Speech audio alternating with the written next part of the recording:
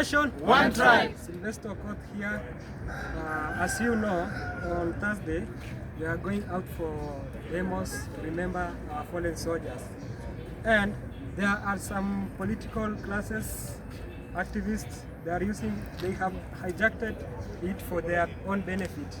We want to tell them they should organize their own activities or demos so they cannot interfere with us.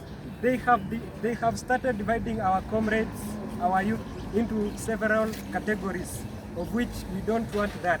I want to call all Gen Zs to become together as the way we were in 2024, so that we can walk this journey together without any problem. Then I will also urge you, the people of Kenya, to support us in the next upcoming demos.